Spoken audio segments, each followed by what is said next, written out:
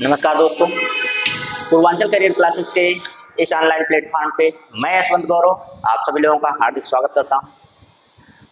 दोस्तों, आशा करता हूं कि आप स्वस्थ होंगे, व्यस्त होंगे, अपनी पढ़ाई में मस्त होंगे और लगातार अपने लक्ष्य को प्राप्त करने के लिए परिश्रम कर रहे होंगे। और जहां कहीं से भी आपको मैटर मिल रहा होगा, आप उसको एब्जॉर्ब कर रहे होंगे, उसको देखकर, उसको सुनकर, उसको समझकर अपने परीक्षा के लिए तैयार कर रहे हो।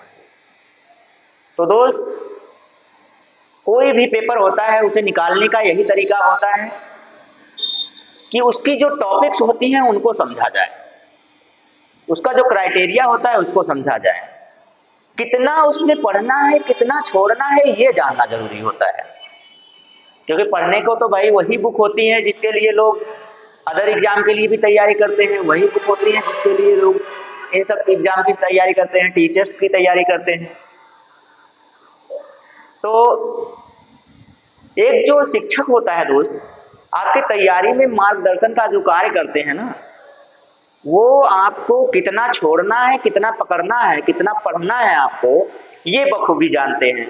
और जो नहीं जानते हैं भाई, तब फिर वहां से नाम ही हटा दीजिए कि भाई आप शिक्षक। जब आपको यही ना पता हो कि कहाँ से प्रश्न आते हैं, कहाँ से नहीं आते हैं, बच्चों को कितना पढ़ाना चाहिए। बहुत ज्यादा पढ़ लेने से भी क्या होगा, बहुत ज्यादा पढ़ने वालों का सिलेक्शन नहीं होता है।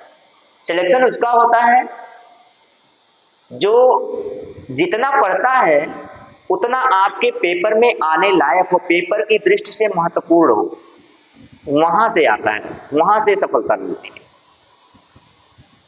आपको जाना अपने घर की तरफ है, आप चले जाइए दूसरी दिशा में तो घर थोड़ी पहुंचेंगे।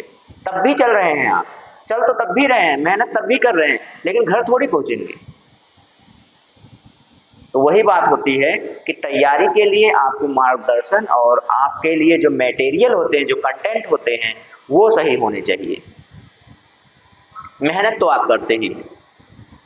तो चलिए दोस्त, ये जो प्रैक्टिस सेट हम लेकर आ रहे हैं आप लोगों के सामने, 2 प्रैक्टिस सेट हो चुके हैं। अगर आप चैनल पर नए हैं तो चैनल को सब्सक्राइब कर लीजिए और प्लेलिस्ट में जाइए तो आपको मिल जाएगा, पूरा का पूरा वीडियो मिल जाएगा। क्योंकि उसमें कोई शुल्क नहीं लगना है, आपको निःशुल्क चल रहा है, फ्री ऑफ कॉस्ट, कोई पैसा नहीं देना है, आपको कोई पैसे पे नहीं करने हैं। बस आपको एक प्यारा सा कमेंट कर देना है और एक लाइक दे देना है और वीडियो को ध्यान पूर्वक देखना है। जो टॉपिक्स का मेन पॉइंट हम बताते हैं उसको नोट कर लेना है, वो कहीं ना कहीं आपके पेपर में जरूर काम आएगा। अगर आपको कम समझ में आ रहा है तो पहला वीडियो देखिए, दूसरा देखिए, तीसरा देखिए, चौथा देखिए, लास्ट तक तो आ ही जाएगा। और इतना तो हम आपको भरोसा दिला ही देते हैं कि पेपर तो हम निकलवाएंगे आपका, ठीक है। तो आइए देखा जाए आज का जो प्रैक्टिस सेट है आपका कहां पर है और क्या है। प्रैक्टिस सेट में दोस्त, पहला प्रैक्टिस सेट आपका गद्यांश पद्यांश से था, दूसरा प्रैक्टिस सेट आपका शिक्षण से था। आज भी जो हम शुरू कर रहे हैं वह शिक्षण से ही है, शिक्षण से ही संबंधित है। और क्योंकि इसके बाद जो आएगा वो होगा आपका गद्यांश पद्यांश। फिर से आप तैयार रहिएगा गद्यांश पद्यांश के लिए, ठीक है। फिर से आपको गद्यांश और पद्यांश के लिए तैयार होना होगा। ये लीजिए, प्रश्न आपके सामने आ गया और मैं आज इसको थोड़ा सा और बड़ा करना चाहूंगा। अच्छा, इस तरह से नहीं होगा बड़ा। पहले हम पेन ले लेते हैं। पेन नहीं लेंगे तो आपको समझाएंगे कैसे। एक बढ़िया सा पेन, खूबसूरत सा पेन, ये एक ले लें, हम नीला ले लेते हैं और एक ले लेते हैं रेड। चलिए, ठीक, नीला और रेड, ये चल जाएगा। अब इसको हम बढ़ा सकते हैं। ए भाई, बड़े बड़े काहे नहीं हो रहे हैं आप, आपको हम जूम कर रहे हैं, ये देखिए, ठीक। ये पूरा का पूरा आप, अच्छा एक इधर हो गया, कोई बात नहीं, चलेगा। ये सेट है आपका। ठीक, चलिए अब आप इसको पढ़िए और बताइए हमें कि इसका प्रश्न, इस प्रश्न का उत्तर क्या होगा। ठीक, तो भाई हमारी पेन कहाँ गई, हमारी पेन खो गई, आ गई, लीजिए सामने आ गया, कोई बात नहीं। छात्राणाम, अच्छा हटना पड़ेगा क्या, बड़ा करने के बाद हटना पड़ रहा है। हाँ चलिए कोई बात नहीं, हम थोड़ा सा साइड हो लेंगे, हमें देखने से कोई मतलब नहीं है, आपको बोर्ड पर देखना है। ठीक है, तो ये लीजिए, ये रहा आपका प्रश्न, पहले सेट कर लें। हाँ अब पढ़िए, आप तो पढ़िए और हमें बताइए। छात्राणाम भाषा कौशल, देखिए क्या है छात्राणाम, थोड़ा और मोटा कर दें क्या पेन को, इससे ज्यादा मोटा करेंगे तो अच्छा नहीं लगेगा, जाने दीजिए, अच्छा कर दे रहे हैं, लीजिए। ठीक, तो छात्राणाम भाषा कौशल विकासार्थ ध्वनि क्रमस्य उपयोग कथम करणीय। तो क्या पूछ रहा है कि छात्रों के भाषा कौशल के विकास में ध्वनि क्रम का उपयोग कैसे किया जाता है, कैसे किया जाता है मेरे भाई, जल्दी से उत्तर दीजिए। चार ऑप्शन आपके सामने, ए बी सी, अच्छा ये सी और वो डी, डी वाला वहां से शुरू हो गया, कोई बात नहीं, ओ कोई बात नहीं, चलिए उत्तर तो हमें मिल गया, हमने उत्तर देख लिया। आप बताइए, आप उत्तर दीजिए जल्दी से, जल्दी से उत्तर दीजिएगा मेरे भाई।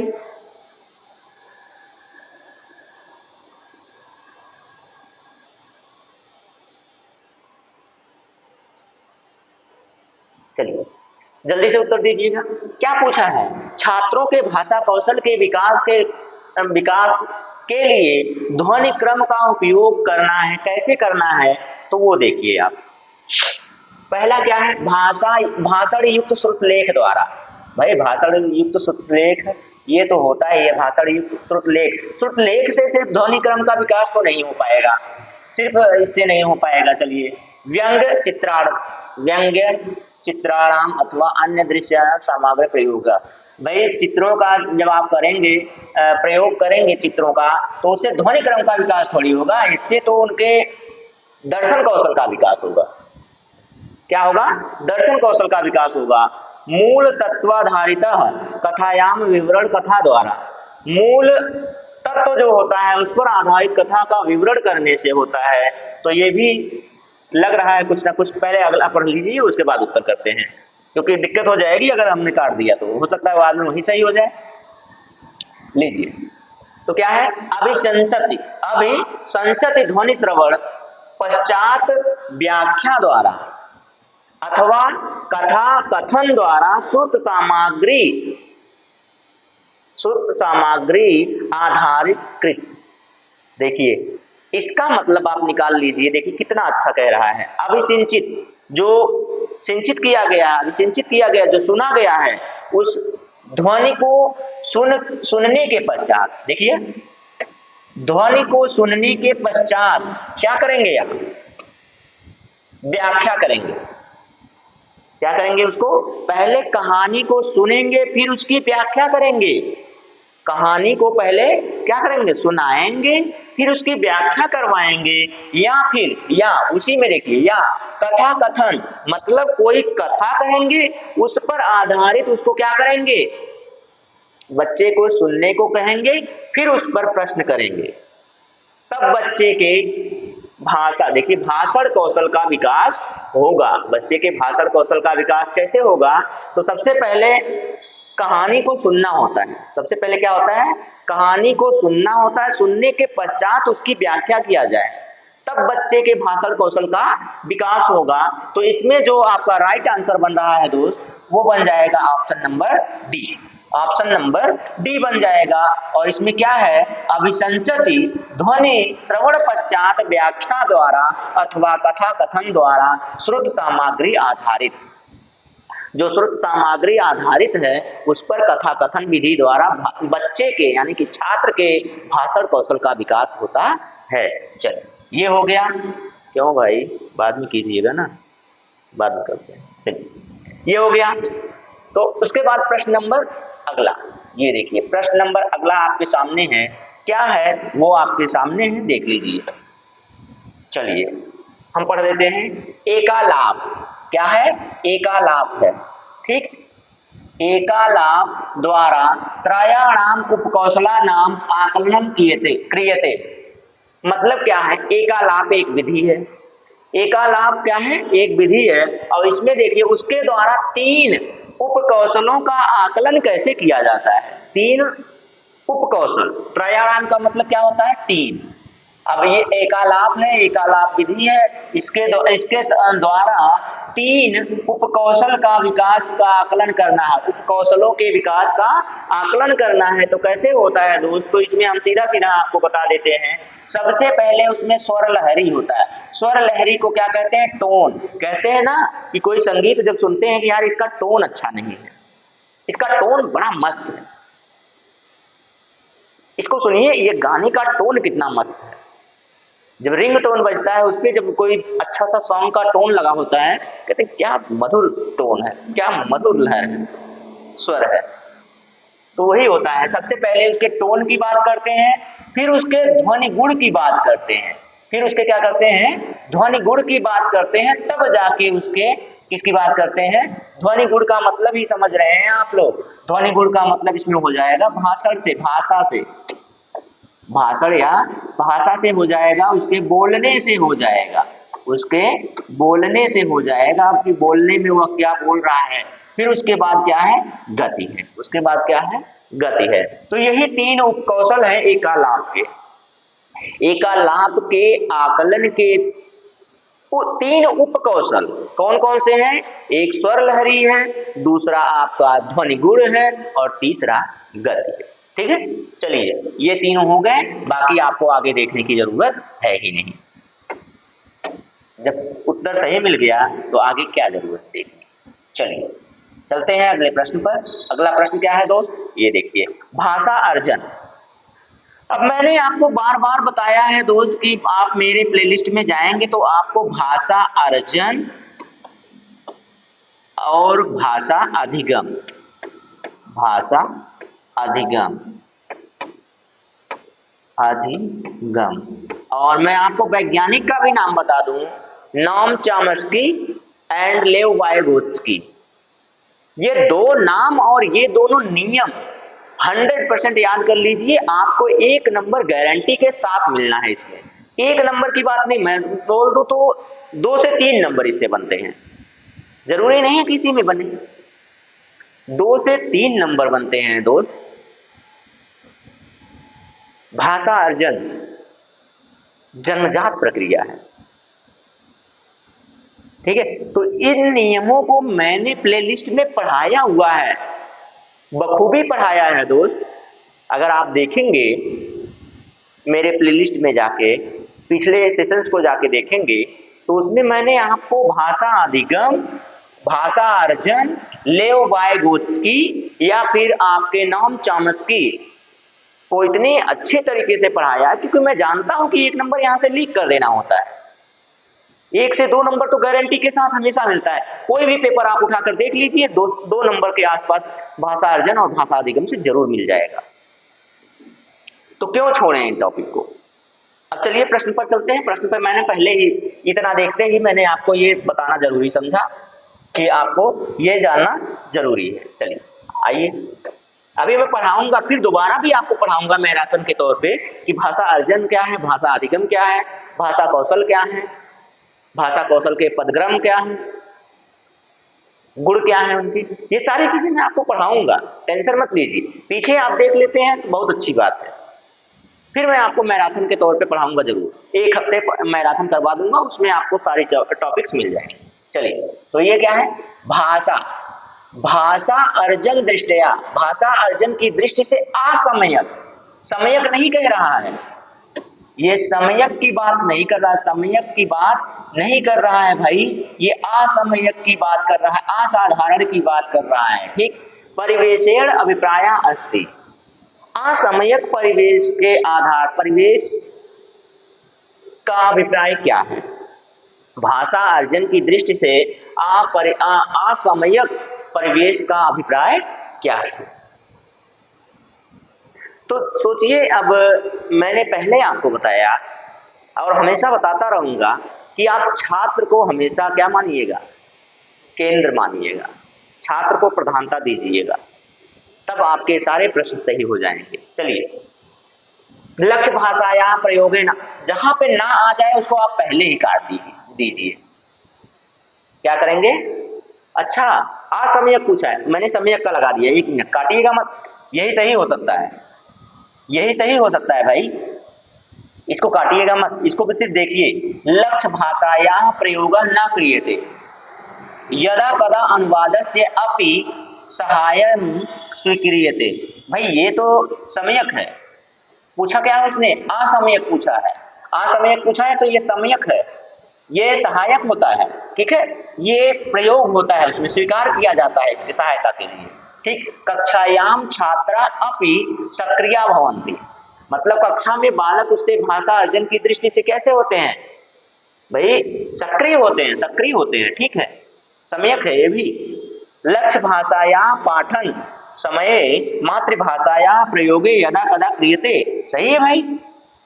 लक्ष्य भाषा का आप पाठ कर रहे हैं, पाठन कर रहे हैं, उसके समय में आप उसकी मातृभाषा का प्रयोग कभी कभी करते रहिए, जिससे बच्चा सहज महसूस करेगा, सरल महसूस करेगा कि हाँ, अरे सर जी तो हमारे भाषा में बोलत हैं, हूँ सर जी तो एकदम जैसे हम घरा बोलने थे वैसे बोलत हैं, तो लड़का बड़ा अच्छे से सीखेगा, छात्र बड़े अच्छे से सीखेंगे, उनको कोई समस्या नहीं होगी सीखने में, वो अपने आप को असहज महसूस नहीं करेंगे, और जब वो असहज महसूस नहीं करेंगे तो बड़े प्यार से सीखेंगे सारी चीजें। तो देखिए, ये तीनों के तीनों समयक हैं, ये तीनों के तीनों समयक परिवेश के हैं, समयक परिवेश के।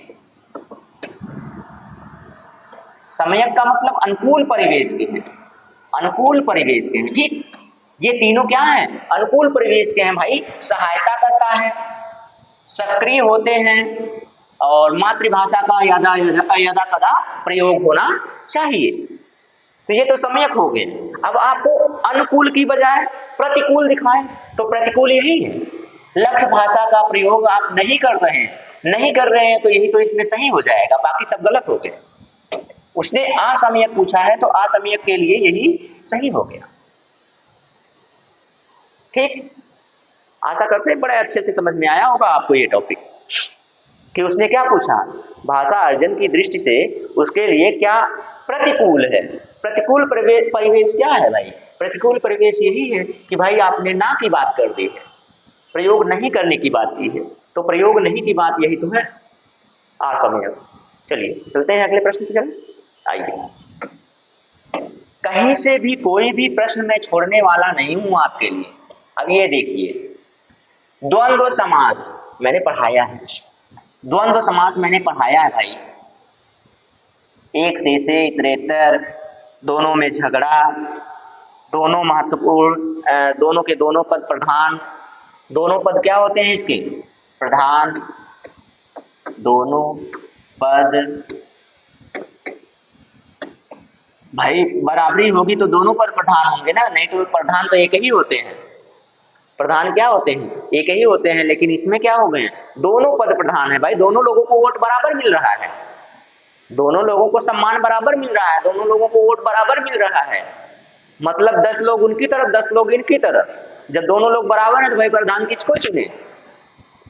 तो एक काम कीजिए, दोनों लोग प्रधान बन जाइए, तो इसमें दोनों लोग प्रधान बन गए हैं, देखिए दोनों पद प्रधान होते हैं इसमें, ठीक। तो दोनों पद प्रधान के लिए पूछा है, तो ये देखिए, राजपुरुषा मैंने बताया है, तत्पुरुष समास, नीलोत्पलम, नीलोत्पलम ये भी मैंने बताया हुआ है आपको, नीलोत्पलम भी बताया है और पीताम्बरः भी बताया है। तो यहाँ पे देखिए दोनों पद प्रधान किसमें? नील। अब देखिए नील उत्पलम, नीलम उत्पलम, ये है ना नीलम उत्पलम, क्या दिखा रहा है? विशेषण विशेष से दिखा रहा है ना। पीताम्बरः, पीताम्बरा भी क्या दिखा रहा है? विशेषण विशेष से दिखा रहा है। गुण जानते रहिए, बस आपको समझ में आ जाएगा, कर्मधारय का, कर्मधारय का गुण जानते रहिए, आपको समझ में आ जाएगा, ठीक है। उसके बाद देखिए राजपुरुषा, राजा का पुरुष, राजा का पुरुष, मैंने ये भी बताया था आपको, जहां पे विभक्ति मिल जाए या कारक चिन्ह मिल जाए वो क्या हो जाते हैं? तत्पुरुष समास हो जाते हैं, ठीक है। तत्पुरुष समास हो गया। अब उसके बाद अब बताइए षष्ठी तत्पुरुष होगा इसमें। अब ये राम कृष्ण, राम और कृष्ण, राम और कृष्ण, अब बताइए दोनों लोग प्रधान होंगे कि नहीं होंगे? अब इसमें से आप राम को ज्यादा मान रहे हैं, कृष्ण को ज्यादा मान रहे हैं, तो दोनों लोग तो एक ही के नाम है, दोनों नाम तो एक ही इंसान का है, एक ही महापुरुष का है। आप भगवान कहिए भाई, भगवान है ना, तो एक ही भगवान के नाम तो है, विष्णु जी के नाम है दोनों, एक राम दूसरा कृष्ण, दोनों पद प्रधान हो गए, यानी कि यही हमारा सही उत्तर हो गया। सही उत्तर कौन हो गया? तो ये हो गया। इन दोनों में क्या देख रहे हैं आप? इन दोनों में विशेषण विशेष से देख रहे हैं। विशेषण विशेष से किसमें होता है? जरा जल्दी से बताइएगा, तो विशेषण विशेष से होता किसमें है? विशेषण विशेष से आपका कर्मधारय समास में होता है ना, तो कर्मधारय समास देख लीजिएगा। चलिए उसके बाद ये क्या है? ये आपका है तत्पुरुष समास। हो गया, सारी चीजें बताया है मैंने, बता के भाई पढ़ाने के बाद ही तो निकला हूं। इतने प्रश्न मैंने आपको पढ़ाए हैं, इतने टॉपिक्स पढ़ा दिया है मैंने कि कहीं से भी कोई टॉपिक बाहर नहीं जाएगी। आ गया ना द्वंद्व समास? द्वंद्व समास आया, आपने करके निकल आना है। यहाँ भैया सर जी ने तो पढ़ाया है। बगल वाले को भी एक आध नंबर बता दीजिएगा, हे भाई हमारे सर जी बताए हैं, वो भी खुश हो जाएगा। हाँ बगलिया वाले भैया हमें बताया रहने हूँ, बड़ा अच्छा रहना है। ठीक, आइए अगले प्रश्न पे आते हैं। चलिए, परिप्रश्नेन मतलब, परिप्रश्नेन का मतलब क्या हुआ? पहले आप कुछ पढ़ा लीजिए, कहानी बता दीजिए, कथा कह दीजिए, फिर उस पर प्रश्न कीजिए, यही है प्रश्न परिप्रश्नेन। ठीक, परिप्रश्नेन अधिगमनेन अभिप्रायः अस्ति। परिप्रश्नेन अधिगम की क्या है? आपका अभिप्राय क्या है? अभिप्राय है से क्या अभिप्राय है, जो भी आप समझिए, से क्या अभिप्राय है, से अभिप्राय है, से क्या समझते हैं, आप क्या समझते हैं परिप्रश्नेन अधिगमनेन, अधिगमनेन से। मैंने तो पहले ही बता दिया प्रश्नेन क्या होता है। परिप्रश्नेन पहले पूर्व में पढ़ाए हुए से आप उसमें से क्या कीजिए, प्रश्न पूछिए, वही हुआ परिप्रश्न, या फिर प्रश्नों का वार्तालाप कीजिए। ठीक, यही तो सारी चीजें से समझ में आएगा आपको। हाँ चलिए, चार ऑप्शन है। व्याख्या समय सार्थक ध्वनि नाम उच्चारणम, पहला। प्रश्न समस्या नाम समाधान से प्रयासम, भाषा शिक्षणार्थ सिद्धांता प्रतिपादनम, व्यवस्थित रूपेण विषय सामग्र्या प्रस्तुति। जरा बताइए तो चारों में से कौन सा ऑप्शन सही होगा आपका? जरा ये बताइए। व्याख्या समय सार्थक ध्वनि नाम उच्चारणम करोति, ये तो भाषण कौशल का विकास है ना, ये तो भाषण कौशल का विकास है। भाषण कौशल का विकास कैसे होता है? भाषण कौशल का विकास भाई मेरे उसी से तो होता है कि उनके उच्चारण में क्या होनी चाहिए, सार्थक ध्वनि का उच्चारण होना चाहिए। ठीक, चलिए तो ये हो गया, ये तो इसका नहीं है, ये इस पे नहीं आ रहा है। प्रश्न समस्या नाम समाधानम प्रयासा आया ना, प्रश्नों में जो समस्या आती है उसका समाधान करने के का प्रयास करना ही क्या होता है? परिप्रश्नेन अधिगमनेन का अभिप्राय होता है। क्या अभिप्राय होता है? कि प्रश्नों में आने वाली समस्या का समाधान करने का प्रयास करना, प्रश्नों में आने वाली समस्या का समाधान करना। बच्चों को यदि प्रश्न में कोई समस्या आ रही है तो उसका समाधान किया जाए, उस पर चर्चा परिचर्चा की जाए, बच्चों को समझाया जाए कि ये प्रश्न ऐसे उत्तर देते हैं, ये प्रश्न को आप करेंगे तो ऐसे उत्तर मिलेंगे आपको, ऐसे इसका उत्तर निकाला जा सकता है, ये उत्तर इसका होता है। ठीक, तो कौन हो गया? ये बी वाला आपका ऑप्शन सही हो गया। बाकी आप मत कहिए, बाकी को छोड़ दीजिए, ये तीनों के तीनों हट जाएंगे यहाँ से। प्रश्न नंबर ऑप्शन नंबर बी सही हो जाएगा। चलिए आगे चलें, आगे चलते हैं अगले प्रश्न पर। ये रहा अगला प्रश्न आपके सामने, और बढ़ा दें? कहिए तो और बढ़ा दे रहे हैं। लीजिए भाई, कल हमको मैसेज मिला था कि थोड़ा सा बढ़ा दिया कीजिए, हम आज आपको बढ़ाकर ही दिखा दे रहे हैं। लीजिए, ये रहा प्रश्न, यहाँ कर दें बीचों बीच। चलिए, बताइए, भाषा शिक्षणार्थ महत्वपूर्ण अवस्था है। भाषा शिक्षण के लिए महत्वपूर्ण अवस्था है, कौन सी है? 4 ऑप्शन। चारों ऑप्शन में आप ऑप्शन देखिए कौन से ऑप्शन है भाई। भाषा शिक्षण के लिए महत्वपूर्ण अवस्था होती है, कौन सी अवस्था होती है जरा देख लीजिए। तो इसमें देखिए, यदा विद्यार्थी तार्किक चिंतन युक्ता भवन्ति, जब विद्यार्थी तार्किक चिंतन में हो, तार्किक चिंतन युक्त होते हैं तब। तार्किक चिंतन से भाषा शिक्षण का कोई लेना देना नहीं है अभी, क्योंकि बच्चा कहाँ का है? बच्चा प्राथमिक स्तर का है भैया। बच्चा जब प्राथमिक स्तर का है तो तार्किक चिंतन पे अभी मत जाइए, वो तो आपका तार्किक चिंतन चला आया उच्च शिक्षा में, उच्च प्राथमिक में। चलिए, यदा छात्रा अर्थ प्राप्त्यर्थ शब्दकोशान द्रष्टुम समर्थया, जब छात्र अर्थ प्राप्त करके उसके शब्दकोशों को समझने में क्या हो जाए? समर्थ होते हैं तब। यदा छात्रा प्रश्न प्रष्टुम समर्थास्ति, जब छात्र प्रश्नों को पूछने में समर्थ हो जाते हैं तब। यदा बाला भाषा अर्जने सक्षमा भवन्ति। मिल गया उत्तर। कहाँ मिला? देखिए, उड़ते उड़ते आया था ना। ये देखिए यहाँ पे क्या किया गया? तार्किक चिंतन। भाई अब आप प्राथमिक कक्षा का बालक है, कक्षा 1 से 5 तक का बालक है, उसको भाषा शिक्षण आप करा रहे हैं। भाषा शिक्षण के लिए महत्वपूर्ण अवस्था का उसे आकलन कर रहे हैं, तो तार्किक चिंतन नहीं देखना है आपको भाई। अब बताइए, अर्थ प्राप्त करवा रहे हैं आप प्राथमिक स्तर पर ही बच्चे को, कहाँ सही हो रहा है? अरे भाई, प्रश्न पूछने के लायक हो जाएगा तब क्या उसका भाषा शिक्षण का विकास होगा? नहीं हो पाएगा। जब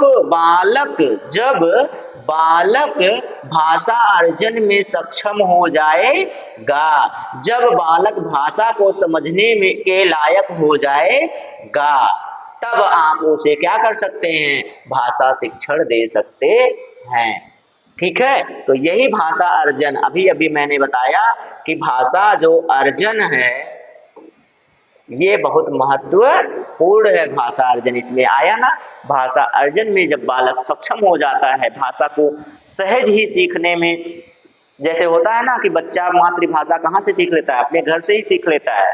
लोगों का अनुकरण करके सीखने लगता है। जब वो लोगों का अनुकरण करके, लोगों को सुनकर सीखने लगता है, भाषा को समझने लगता है, तब उसे आप भाषा शिक्षण दे सकते हैं, भाषा का शिक्षण ज्ञान उसे करा सकते हैं। ठीक, ये हुआ। चलिए आगे चले अगले प्रश्न पर। मजा आ रहा है कि नहीं आ रहा है प्रश्नों को देखकर? प्रश्नों को देखकर अभी तो पसीना आ रहा होगा, सही बताएं तो आपको। अभी तो आपको प्रश्नों को देखकर पसीना इसलिए आ रहा होगा कि सबसे पहली बात तो आप संस्कृत से डरते हैं। पहली बात सही है ना? ईमानदारी से बताना, संस्कृत से डरते हैं कि नहीं डरते हैं? कि यार संस्कृत कैसे समझेंगे, कैसे इसका अर्थ निकालेंगे? अर्थ मत निकालिए, आप शब्दों को देखकर बस समझ के उसका अपनी समझ को विकसित कीजिए। बस आप ज्ञानी मत बनिए संस्कृत में। संस्कृत में ज्ञानी बनने के चक्कर में आप दूसरे में बेकार पड़ जाएंगे, दूसरे सब्जेक्ट में। तो ज्ञानी मत बनिए, शब्दों को देखिए, शब्दों को समझिए, कीवर्ड्स जो हैं उन्हें पहचानिए, जो हम बोल रहे हैं वो समझिए। बस हम टूटे फूटे शब्दों में ही आपको समझाने का प्रयास कर रहे हैं, ना कि बढ़िया से एकदम प्रोफेशनल लैंग्वेज में नहीं जा रहे हैं। इसीलिए नहीं जा रहे हैं कि प्रोफेशनल लैंग्वेज में जाने से आपकी ये भाषा खराब होने लगेगी, समझ आपकी खराब होने लगेगी। तो चलिए एकदम सहज गधे की भाषा में चलते हैं, मतलब 0 लेवल से आपको सिखाते हैं, गधे की भाषा में नहीं है, 0 लेवल से सिखाते हैं। आइए, सारांश लेखितुम आवश्यके द्वे कौशले अस्ता। सारांश लेखन। अब ये बताइए पहले सारांश होता क्या है भाई? सारांश जिसे अंग्रेजी में कहते हैं overall summary. Overall summary, summary तो इसी को कहते हैं ना भाई, समरी यही तो होगा। ठीक, समरी देना, समरी मतलब सारांश देना। सारांश मतलब आपका होता है संदर्भ सहित व्याख्या लिखना, कहते हैं ना संदर्भ सहित व्याख्या लिखना। तो इसमें सारांश का मतलब ये होता है पाठ का सारांश। पाठ का सारांश का मतलब होता है कि जो पूरे पाठ में आप 10 पेज में बताए हैं उसको एक पैराग्राफ में समझा देना कि इस पाठ में यही होगा, यही है। यही है उसका जो मुख्य बिंदु है, मुख्य ध्वनि है, मुख्य शब्द हैं, उनको सारांश में रख देना। जैसे अभी आप एक कहानी लिखिए, कहानी में डाल दीजिए कि सत्य और अहिंसा पर आधारित है। सत्य और अहिंसा पर आधारित है, सीधा सीधा उसका सारांश आपको मिल गया कि ये जो कहानी हम पढ़ेंगे इसमें आपको यही बताया जाएगा कि किसी को मारना नहीं चाहिए, हमेशा सत्य बोलना चाहिए। तो यही होता है सारांश। सारांश क्या होता है, समझ में आया? जैसे आप कोई भी कहानी पढ़िए, कहानी से पहले ही आपको ये पता हो, जैसे कछुआ और खरगोश की कहानी होती है ना, उसमें आप सीधा सीधा बता दीजिए कि इसमें खरगोश जीत जाता है। कौन जीतता है? कछुआ जीत जाता है, खरगोश नहीं जीतता है भाई। खरगोश ज्यादा एक्टिव होने की वजह से सो भी जाता है और कछुआ बेचारा धीरे धीरे, मतलब वो ये बताता है कि आप बहुत तेजी से कार्य करके आगे मत बढ़िए, आप निरंतर अपने कार्य को बनाए रखिए, निरंतर बनाए रखिए, कंटिन्यूटी बनाए रखिए। वही आपका पेपर भी कहता है कि भाई आप कंटिन्यूटी बनाए रखेंगे तो आपकी समझ बनी रहेगी और आप आसानी से पेपर को क्रैक कर जाएंगे। ठीक है, अब मैं सारांश बता रहा था। सारांश यही है, जैसे कि आपके पढ़ने का सारांश क्या होना चाहिए? निरंतरता बनाए रखना।